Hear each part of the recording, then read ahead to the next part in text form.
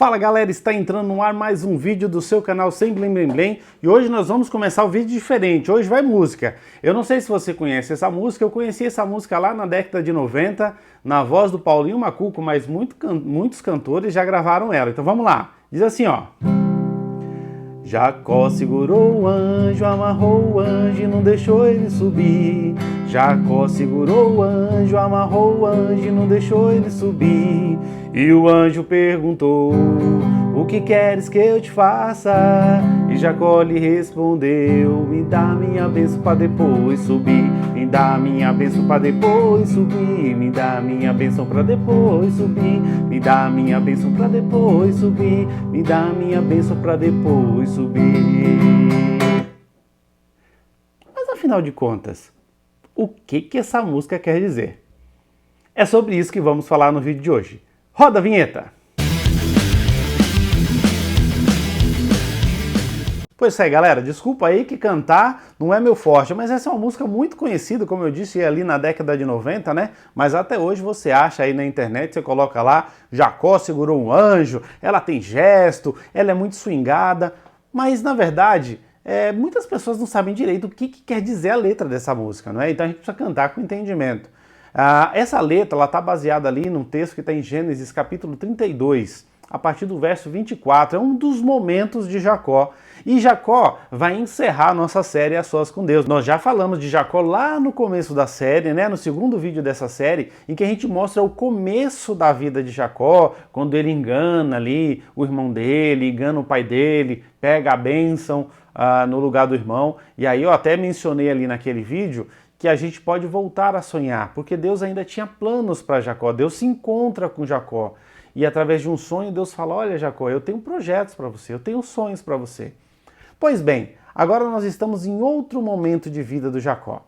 O Jacó, depois daquele momento que ele estava ali sonhando, que o travesseiro dele era uma pedra, ele estava indo em direção à casa do tio dele, o Labão. Chegando lá, o Jacó se encontra com a família dele, com o Labão, e se apaixona por uma das filhas do Labão, que era Raquel, e fala assim, olha, eu quero me casar com a sua filha.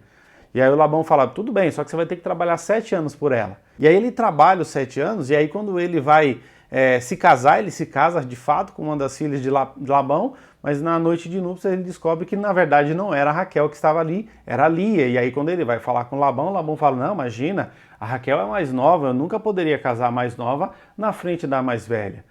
Mas o Jacó fala, não, mas eu quero me casar com a Raquel, não com a Lia. E aí o Labão fala, tudo bem, então você vai ter que trabalhar mais 7 anos pela minha filha mais nova também. Então perceba que Jacó quer dizer enganador, né? E Jacó, ele começou ali a história dele enganando pessoas e agora ele está sendo enganado pelo tio dele. Deixa eu te dar um recado aqui, ô enganador, você que gosta de tirar vantagem nas pessoas, se gaba por ter uma lábia boa, toma cuidado, viu? Porque todo enganador um dia vai ser enganado também. Tudo que a gente planta, um dia a gente colhe. Nunca se esqueça disso. E agora o Jacó passa a colher toda a enganação que foi ali, que fazia parte da história dele. Muito bem. Passa-se o tempo, o Jacó fica lá na terra do Labão, na família do sogro dele, prospera, Deus abençoa Labão, ele aprende com os erros dele e continua errando, claro. Mas ele se desenvolve, cresce, fica muito rico. E aí ele fala para o sogro dele, olha, eu vou embora, e aí tem toda uma questão que você vai ler lá na Bíblia, está lá no livro de Gênesis, ele vai fazer alguns acordos, o sogro dele vai tentar enganar ele de novo, dizendo que o rebanho que o Jacó tinha direito era só os malhados, e aí Jacó vai fazer... Enfim, eu não vou contar a história toda não, está lá em Gênesis, lê ali no comecinho de Gênesis, lê o livro de Gênesis todo que você vai entender o contexto inteiro. E é muito interessante ali, que agora o Jacó está lidando com um enganador como ele, né? O Labão também queria ali enganar o Jacó. Pois bem, passando essa fase, o Jacó decide voltar, decide levar a família dele toda de volta e ele vai encontrar com quem? Ele vai encontrar com Esaú.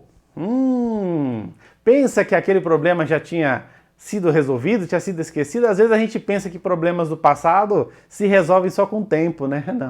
Não é só com o tempo não, precisa resolver lá a pendência do passado.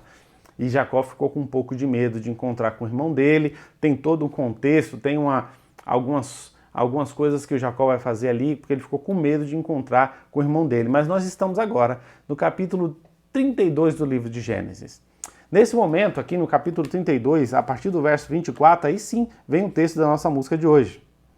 E Jacó ficou sozinho. Então veio um homem que se pôs a lutar com ele até o amanhecer. Quando o homem viu que não poderia dominar Jacó, tocou-lhe na articulação da coxa, de forma que deslocou enquanto lutavam. Então o homem disse: deixe-me ir, pois o dia já desponta.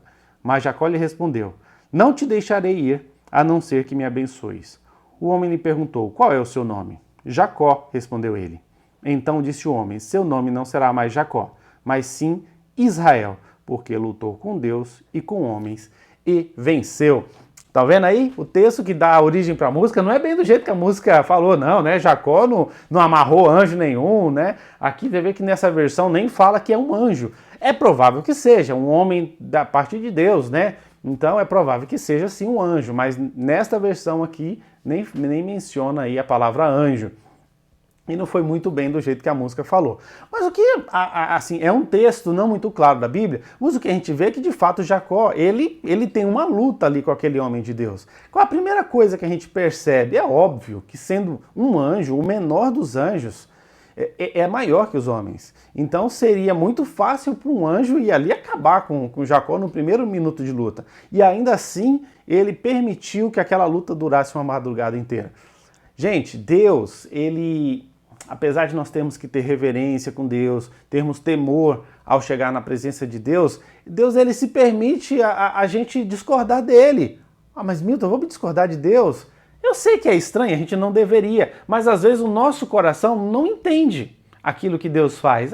Mas é o quê? Nós somos pecadores, nós somos seres humanos e existem momentos da vida da gente. Todos os grandes homens da Bíblia aí tiveram seus momentos de dúvida, momentos que chegaram diante de Deus e, gente, eu vou te falar a verdade, Deus conhece nosso coração, Deus conhece aquilo que a gente pensa, aquilo que a gente sente. Então, muitas vezes a gente está chateado com Deus, sim, e chega com falsidade diante dele. Olha, se você realmente não entende, não está compreendendo aquilo que Deus fez, a forma com que Deus está conduzindo, Deus se permite que você pode questionar. Deus não é um Deus que quer distância e que não permite o questionamento, ele permite e ele vai permitir porque através desse questionamento, obviamente, com todo respeito, com toda reverência, mas você pode ser sincero e deve ser sincero na presença de Deus. Fala: Deus, eu não estou te entendendo, me ajude a te entender. Senhor, abra os meus olhos, eu realmente não consigo enxergar, não consigo te enxergar no meio de tudo isso que eu estou passando. Pode parecer uma grande blasfêmia, mas se você perceber, Davi fez salmos que ele falava: Deus, os seus olhos estão tapados. Malaquias fala: Senhor, você não está vendo a injustiça que está acontecendo? Óbvio que Malaquias sabia que Deus estava vendo, mas ali era aquilo que o coração dele pulsava, ele estava olhando o ímpio prosperando e ele sofrendo, ele fala: Deus, você não está vendo isso? Gente, Deus quer um relacionamento sincero e verdadeiro. Não adianta você chegar diante de Deus em oração com o coração todo magoado, cheio de dúvidas e fingir para Deus que está tudo bem, porque Ele te conhece. O Salmo 139 fala que Deus conhece aquilo que a gente vai falar antes da palavra chegar na nossa boca. Ele te examina, Ele te sonda e te conhece por trás, por diante. Então, assim, quando você for falar com Deus, seja sincero. Debata. Olha, parece estranho isso, mas a verdade é essa. Tem ali uma conversa com Deus. Eu tenho certeza que você, como aconteceu com Jacó, vai sair transformado dessa conversa. Olha que coisa magnífica que vai acontecer com Jacó. É o segundo ponto. Aquele homem que chega para Jacó e fala assim: qual que é o seu nome? E aí ele fala assim: meu nome é Jacó. E ele fala assim: não, o seu nome não será mais Jacó, porque a partir de agora o seu nome será Israel, porque você lutou com Deus e com homens e venceu. A verdade é que naquele momento Deus mudou a história de Jacó. Naquele momento em que ele estava a sós com Deus, Deus mudou a história e simbolicamente Deus faz isso mudando o nome da pessoa. São vários os personagens que mudam o nome. Eu mesmo tive uma mudança de vida quando eu me casei e fiz questão de mudar meu nome também, para ser simbólico de que Deus estava mudando a história da minha vida. Eu não sei em que fase da sua vida você está, o que você está passando, mas se permita um momento a sós com Deus e, se for o caso, questione Ele se você não estiver entendendo alguma coisa. E tenha certeza que quando você tiver esse relacionamento, esse encontro sozinho, só você e Deus, ali na maior da honestidade, com o coração aberto, Deus vai mudar a sua história, ou Deus vai mostrar para você o quanto que ele está mudando a sua história. Na verdade, Deus já estava mudando a história de Jacó desde o ventre dele. Mas só que Deus se apresentou ali naquele momento que eles estavam a sós e falou assim, olha, a partir de agora o seu nome vai ser Israel. Gente, o Jacó, que era o enganador lá do fundo, que saiu fugido da casa lá do pai, da mãe, dos irmãos, agora vai dar nome ao povo de Deus, ao povo de Israel. Através ali dos filhos de Jacó sairão as 12 tribos de Israel e eles passarão a ser chamados agora de israelitas. Mas por fim, não se esqueça do terceiro ponto, porque desta batalha saíram marcas. O Jacó teve a sua junta tocada e depois daquele dia ele passou a ter uma locomoção um pouco dificultada. Vamos dizer, ele passou a ter necessidades, ele passou a ter uma deficiência física ali, porque agora a junta da perna dele já não funcionava direito. Existem marcas que ficam na vida da gente. A vida cristã, ela não é um mar de rosas. Existem momentos em que a gente vai sofrer algumas perdas, algumas dores, mas ainda assim a nossa história será mudada. O nosso nome ficará gravado na história que Deus está escrevendo. Não se prenda tanto nas marcas, não fuja tanto disso. Se Jacó ficasse com medo dessa marca, ele nunca teria a história dele transformada. Isso vai acontecer. E talvez se você olhar para trás, você fale assim, não, eu tenho algumas marcas. Eu quero te dizer que outras ainda virão.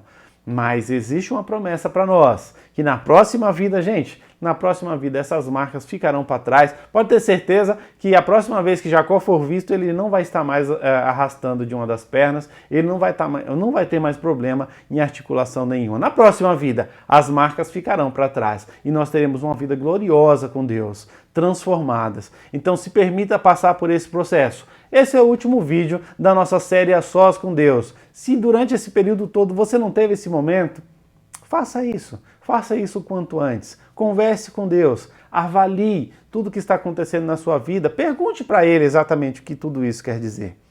E nunca se esqueça que por mais que a nossa vida seja uma vida gloriosa, existirão marcas, mas que serão curadas em nossa próxima vida com Deus eternamente. Tá bom, gente? Fiquem com Deus, não se esqueçam, se inscreva no canal, acione o sininho, dê o seu like e fique com a gente. Compartilhe esse vídeo com mais pessoas e toda semana tem vídeo novo aqui, tá bom, gente? Um abraço, fiquem com Deus. Tchau, tchau!